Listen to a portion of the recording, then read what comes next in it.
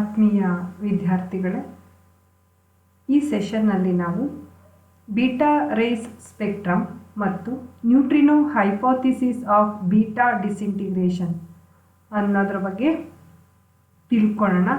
ಅಂದರೆ session 20. Session 19ನಲ್ಲಿ ನಾವು ಬೀಟಾ ಡಿಕೆ ಮತ್ತು ಟೈಪ್ಸ್ ಆಫ್ ಬೀಟಾ ಡಿಕೆ ಬಗ್ಗೆ ತಿಳ್ಕೊಂಡಿದ್ವಿ. ಹಾಗಾದರೆ ಬೀಟಾ ರೇ ಸ್ಪೆಕ್ಟ್ರಮ್ ಇದು ಈ ಎರಡು concept neutrino hypothesis of beta decay ಮತ್ತು ಬೀಟಾ ರೇ ಸ್ಪೆಕ್ಟ್ರಮ್ ತುಂಬ ಸಿಂಪಲ್ ಆಗಿದೆ. ಒಂದು 5 ಪಾಯಿಂಟ್ಸ್ ಅಂದರೆ ಒಂದು 2-3 ಪಾಯಿಂಟ್ಸಲ್ಲಿ ನೀವು ಇದನ್ನು ಎಕ್ಸ್ಪ್ಲೈನ್ ಮಾಡ್ಬೋದು. ಇನ್ ಕೇಸ್ ಎಕ್ಸಾಮಲ್ಲಿ ಕೂಡ ಕೇಳಿದ್ರೆ ತುಂಬ ಈಸಿಯಾಗಿ ನೀವು ಅಟೆಂಡ್ ಮಾಡ್ಬೋದು. ಸೊ ಹಾಗಾದರೆ ಬೀಟಾ ರೇಸ್ ಸ್ಪೆಕ್ಟ್ರಮನ್ನು ಹೇಗೆ ಡಿಫೈನ್ ಮಾಡಿದ್ದಾರೆ ಅಂತ ನೋಡಿ. Actually, the energies of beta particles emitted by the radioactive element can be measured by using magnetic spectrometer. So, by using magnetic spectrometer, relative number of beta particles, then corresponding avugala energy na measure ಮಾಡ್ತಾರೆ. So, graph ಅನ್ನು plot ಮಾಡ್ತಾರೆ. Relative number of beta particles along y axis ಮತ್ತೆ their corresponding energy along x axis. ಹಾಗಾದರೆ the curve obtained by plotting the relative number of beta particles along y-axis and their corresponding energy along x-axis is known as beta rays spectrum. ಹಾಗಾದರೆ beta ರೇ ಸ್ಪೆಕ್ಟ್ರಮನ್ನು ನಾವು define ಮಾಡಿದ್ದು ಆಯಿತು. ಹಾಗಾದರೆ ಆ ಸ್ಪೆಕ್ಟ್ರಮಿಂದ ನಮ್ಗೆ ಏನೆಲ್ಲ ತಿಳ್ಕೊಳ್ಬೋದು ಅಂತ ಹೇಳಿಬಿಟ್ಟು ನೋಡಿ. ರಿಸಲ್ಟ್ಸ್ ಫ್ರಮ್ ದ ಗ್ರಾಫ್ ಒಂದು 5 ಪಾಯಿಂಟ್ಸನ್ನು ನೀವು ಬರಿಬೇಕಾಗುತ್ತೆ. ಸೊ ಎಕ್ಸಾಮ್ ದೃಷ್ಟಿಯಿಂದ ಹೇಳ್ತಾ ಇದ್ದೀನಿ ನಾನು. ಸೊ ಫಸ್ಟ್ ಪಾಯಿಂಟ್ ಅಂದರೆ beta spectrum, beta ray spectrum is a continuous. ಇದು ಲೈನ್ ಸ್ಪೆಕ್ಟ್ರಮ್ ಅಲ್ಲ ಅಥವಾ ಬ್ಯಾಂಡ್ ಸ್ಪೆಕ್ಟ್ರಮ್ ಅಲ್ಲ. It is a continuous spectrum in which the energy of beta particles ranging from 0 to certain maximum value. And the maximum value of energy is called as end point energy. ಹಾಗಾದರೆ ನಾವು end point ಎನರ್ಜಿನ define ಮಾಡ್ಬೋದು. The maximum energy with which the beta particle emitted from the radioactive element. So that maximum ಎನರ್ಜಿನೇ end point energy ಅಂತ ಕರೀತಾರೆ. ಸೊ ಹಾಗಾದರೆ ಗ್ರಾಫಲ್ಲಿ ಮಾರ್ಕ್ ಕೂಡ ಮಾಡ್ಬೋದು. End point energy, this is the maximum energy of beta particles which are emitted by the certain radioactive element. ನೋಡಿ, ಕೆಲವೊಂದು ಮಾಲಿಕ್ಯೂಲ್ಸ್ನ ಎನರ್ಜಿ 0 ಕೂಡ ಇರುತ್ತೆ. ಹಾಗಾಗಿ 0 ಇಂದ ಸರ್ಟನ್ ಮ್ಯಾಕ್ಸಿಮಮ್ ವ್ಯಾಲ್ಯೂವರೆಗೆ ಎನರ್ಜಿ ವೇರಿ ಆಗಿರುತ್ತೆ. ನೋಡಿ, ಕಂಟಿನ್ಯೂಯಸ್ ಆಗಿ ಎಲ್ಲೂ ಕೂಡ ಬ್ರೇಕ್ ಆಗಿಲ್ಲ. So ranging from 0 to certain maximum value. Hence beta ray spectrum is continuous spectrum ಅಂತ ಹೇಳಿದ್ದಾರೆ. ಅದೊಂದು point. So next, the end point energy is 1.17 MeV for radium. So radium, radioactive element, ಅದರ end point energy 1.17 MeV ಅಂತ ಒಂದು example ಕೊಟ್ಟಿದ್ದಾರೆ. ಹಾಗಾಗಿ ಜೊತೆಗೆ most of beta particles have end point energy considerably less than the end point energy of radium. ಅದು ಕೂಡ ಹೇಳಿದ್ದಾರೆ. So ರೇಡಿಯಮ್ಗೆ 1.17 MeV ಅಷ್ಟಿದ್ರೆ ಅಂದರೆ ಬೀಟಾ ಪಾರ್ಟಿಕಲ್ಸ್ ಎಮಿಟ್ ಆಗ್ತಿರೋದು ಮ್ಯಾಕ್ಸಿಮಮ್ ಎನರ್ಜಿ. ಬೀಟಾ ಪಾರ್ಟಿಕಲ್ಸು ರೇಡಿಯಮ್ಮಿಂದ ಎಮಿಟ್ ಆಗ್ತಿದೆ. ಸೊ ಮ್ಯಾಕ್ಸಿಮಮ್ ಎನರ್ಜಿ ಎಷ್ಟಿರುತ್ತೆ? 1.17 MeV ಅಷ್ಟು. ಸೊ ಇನ್ನು ಉಳಿದ ರೇಡಿಯೋ ಆಕ್ಟಿವ್ ಎಲಿಮೆಂಟ್ಗೆ ಯೂಶ್ವಲಿ ಕಡಿಮೆ ಇರುತ್ತೆ ಅಂತ ಹೇಳ್ತಾರೆ. So end point energy is the characteristic property of a given radioactive element. So ಅದಷ್ಟೇ ಅಲ್ಲ, ನಾವು ಇನ್ನೊಂದು ಪಾಯಿಂಟನ್ನು ಗ್ರಾಫಲ್ಲಿ ಮಾರ್ಕ್ ಮಾಡ್ಬೋದು.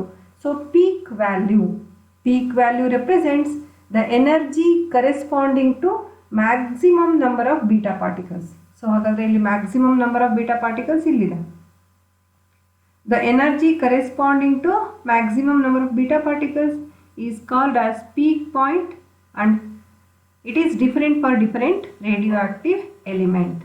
ನೆಕ್ಸ್ಟ್ ಇನ್ನೊಂದು ಲಾಸ್ಟ್ ಪಾಯಿಂಟ್ ಇದೆ, ಅಂದರೆ 5th point, line spectra or secondary spectra ಅಂತ ಹೇಳ್ಬಿಟ್ಟು. ಆ್ಯಕ್ಚುಲಿ ಗ್ರಾಫಲ್ಲಿ ನಿಮಗೆ ಅದನ್ನು ತೋರಿಸಿಲ್ಲ, ನೀವು ಖಂಡಿತ ಟೆಕ್ಸ್ಟ್ ಬುಕ್ಕಲ್ಲಿ ನೋಡ್ಬೋದು. ಸೊ ಅಲಾಂಗ್ ವಿತ್ ಲೈನ್ ಅಂದರೆ ಇಲ್ಲಿ ಈ ಸ್ಪೆಕ್ಟ್ರಮ್ ಜೊತೆಗೆ ನಾವು ಕೆಲವೊಂದು ಡೆಫಿನೆಟ್ ಶಾರ್ಪ್ ಪೀಕ್ಸನ್ನು ಅಬ್ಸರ್ವ್ ಮಾಡ್ತೀವಿ ಅಂತ ಹೇಳ್ಬಿಟ್ಟು, ಅಂದರೆ ಸೆಕೆಂಡರಿ ಸ್ಪೆಕ್ಟ್ರಾ ಅಥವಾ ಲೈನ್ ಸ್ಪೆಕ್ಟ್ರಮನ್ನು, ಅಂದರೆ ಇಲ್ಲಿ ಕೆಲವೊಂದು ಪೀಕನ್ನು ಅಬ್ಸರ್ವ್ ಮಾಡ್ತಾರೆ. So that peak represents emission of gamma particles along with the beta particles. ನಮಗೆ ಗೊತ್ತೇ ಇದೆ ಗಾಮಾ ರೇಡಿಯೇಷನ್ಸ್ ಹಾಗೆ ಇಂಡಿವಿಜುವಲ್ ಆಗಿ ಎಮಿಟ್ ಆಗೋದಿಲ್ಲ from the radioactive element, but they emit along with either alpha decay or beta decay. ಅವೆರಡೂ ಪ್ರೋಸೆಸ್ಸಲ್ಲಿ ಮಾತ್ರ gamma radiations emit ಆಗುತ್ತೆ. ಅಂದರೆ ಆಲ್ಫಾ ಪಾರ್ಟಿಕಲ್ ಎಮಿಟ್ ಆದರೆ ಮಾತ್ರ, ಅಂದರೆ ಗಾಮಾ ಪಾರ್ಟಿಕಲ್ ಎಮಿಟ್ ಆಗಬೇಕಂದ್ರೆ ಐದರಲ್ಲಿ ಆಲ್ಫಾ ಡಿ ಕೆ ಇರಬೇಕು ಇಲ್ಲ ಬೀಟಾ ಡಿ ಕೆ ಇರಬೇಕು. ಅವಾಗಷ್ಟೇ ನಾವು ಗಾಮಾ ಡಿ ಕೆಯನ್ನು ಅಥವಾ ಗಾಮಾ ಪಾರ್ಟಿಕಲ್ಸ್ ಎಮಿಟ್ ಆಗೋದನ್ನು ನೋಡ್ಬೋದು ಅಥವಾ ಕಾಣ್ಬೋದು. ಹಾಗಾಗಿ ಈ ಕಾನ್ಸೆಪ್ಟನ್ನು ಇದು ಸಪೋರ್ಟ್ ಮಾಡುತ್ತೆ ಅಂತ ಹೇಳಿಬಿಟ್ಟು ಗ್ರಾಫಲ್ಲಿ ಅಥವಾ ರಿಸಲ್ಟ್ಸ್ ಫ್ರಮ್ ದ ಗ್ರಾಫ್ ಅಂದರೆ ಬೀಟಾ ಪಾರ್ಟಿಕಲ್ಸ್ದು ಸ್ಪೆಕ್ಟ್ರಮನ್ನು ಸ್ಟಡಿ ಮಾಡೋದ್ರ ಮೂಲಕ ಈ ಒಂದು ಕಾನ್ಸೆಪ್ಟನ್ನು ಗಾಮಾ ರೇಡಿಯೇಷನ್ಸ್ ಎಮಿಟ್ ಆಗುತ್ತೆ either along with alpha or beta decay, ಆ ಕಾನ್ಸೆಪ್ಟನ್ನು ಸಪೋರ್ಟ್ ಮಾಡುತ್ತೆ ಇದು ಕೂಡ. ಜೊತೆಗೆ ಫಸ್ಟ್ ಪಾಯಿಂಟಲ್ಲೇ ನಾವು ತಿಳ್ಕೊಂಡ್ವಿ beta ray spectrum is A continuous ಅಂತ ಹೇಳ್ಬಿಟ್ಟು. ಹಾಗಾದರೆ ಯಾಕೆ ಇದು ಕಂಟಿನ್ಯೂಯಸ್ ಅನ್ನೋ ವಿಚಾರವನ್ನು ಹೇಳೋದಾದರೆ, ದ ಟೋಟಲ್ ಡಿಸ್ಇಂಟಿಗ್ರೇಷನ್ ಎನರ್ಜಿ ಅಂದರೆ the energy released during beta decay is carried by the electron and some strange particle neutrino and anti neutrino. ಅಂದರೆ ಇಲ್ಲಿ ನಮಗೆ beta plus and beta minus ಎರಡಿದೆ, ಪಾಸಿಟ್ರಾನ್ ಆ್ಯಂಡ್ ನೆಗೆಟ್ರಾನ್. ಸೊ ಅವು emit ಆಗುವಾಗ ಅವುಗಳಷ್ಟೇ emit ಆಗೋದಿಲ್ಲ, along with positron or negatron some strange particle ಅಂದರೆ ಅಥವಾ ನ್ಯೂಟ್ರಿನೋ ಅಥವಾ ಆ್ಯಂಟಿ ನ್ಯೂಟ್ರಿನೋ ಅನ್ನೋ ಸ್ಟ್ರೇಂಜ್ ಪಾರ್ಟಿಕಲ್ಸು ಎಮಿಟ್ ಆಗುತ್ತೆ ಅಂತ ಹೇಳ್ಬಿಟ್ಟು. ಹಾಗಾಗಿ ಎನರ್ಜಿ ಶೇರ್ ಆಗುತ್ತೆ between strange particle and beta particle.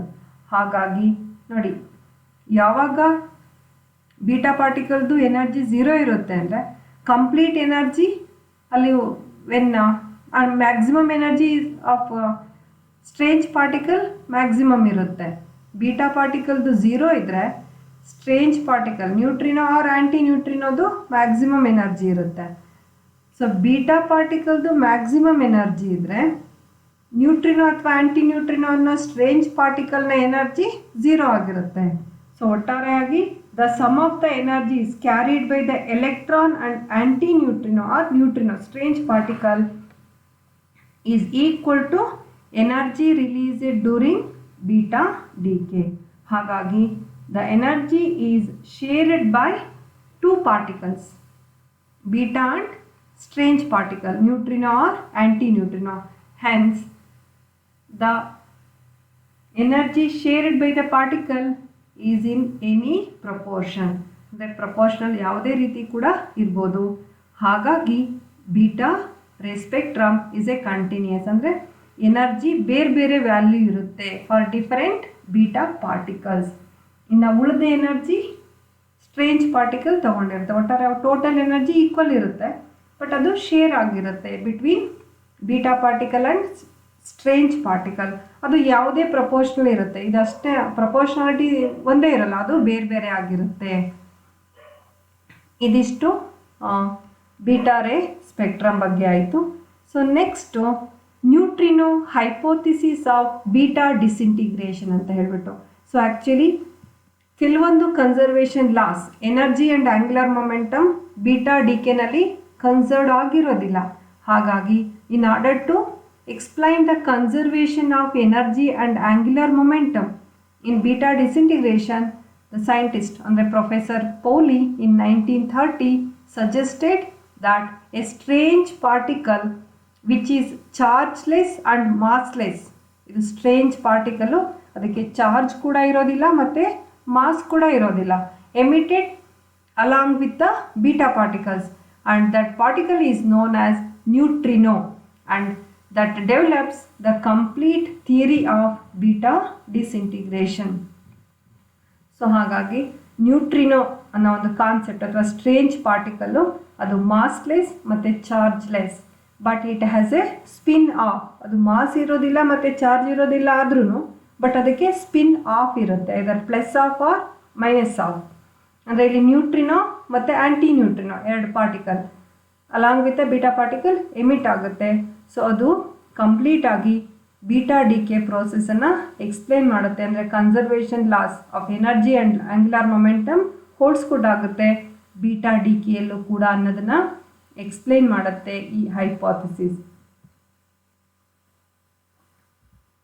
So ಹಾಗಾದರೆ ನ್ಯೂಟ್ರಿನೋ ಮತ್ತು ಆ್ಯಂಟಿ ನ್ಯೂಟ್ರಿನೋ ಹೇಗೆ ತಗೊಳ್ತಾರೆ, ಹೇಗೆ ಡಿಫೈನ್ ಮಾಡ್ಕೊಂಡಿದ್ದಾರೆ, ಅಂದರೆ ಯಾವಾಗ ಅದು ಎಮಿಟ್ ಆಗುತ್ತೆ ಅನ್ನೋದನ್ನು ನೋಡೋಣ. So when nuclear proton gets converted into neutron, ಅಂದರೆ ಇಲ್ಲಿ ಪ್ರೋಟಾನ್ ನ್ಯೂಟ್ರಾನ್ ಆಗಿ ಕನ್ವರ್ಟ್ ಆಗುವಾಗ beta plus positron particle emit ಆಗುತ್ತೆ. Along with the positron neutrino is a strange particle which is emitted along with the beta plus particle.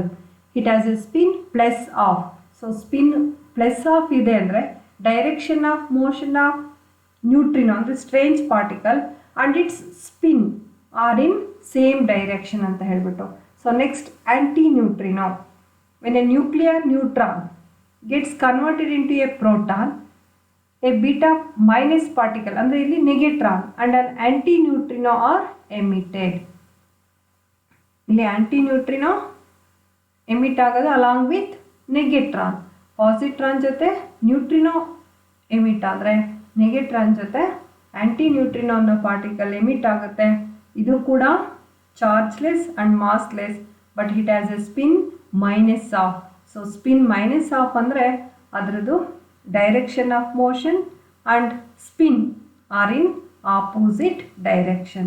ಹಾಗಾಗಿ ಈ hypothesis, neutrino hypothesis, the strange existence of strange particles, neutrino and antineutrino, explains the conservation laws in beta decay.